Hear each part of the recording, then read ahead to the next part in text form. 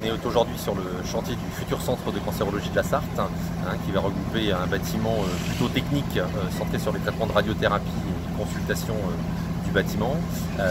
qui aura une réception du plateau technique prévue pour la mi-mai et une réception complète du bâtiment à la mi-septembre, avec un projet de début d'exploitation des locaux début novembre.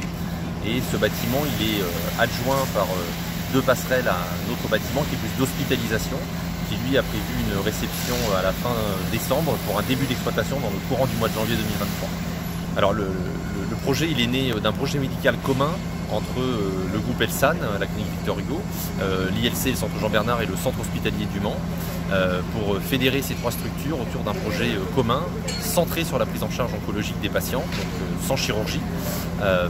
avec une volonté d'un parcours unique et d'un centre unique exclusif pour la population de la Sarthe, pour un parcours de soins plus simple pour les patients et aussi un bâtiment moderne, et ergonomique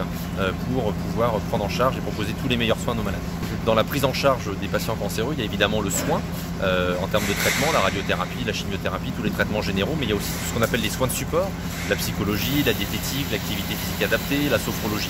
Et donc, en avant du bâtiment principal, on a fait une maison des patients qui aura pour objectif de regrouper et de proposer à l'ensemble des patients du centre de cancérologie de la Sarthe tous ces soins de support pour une prise en charge globale et une médecine intégrative de nos malades. En termes de personnel soignant, on va être aux alentours de 350 à 400 personnels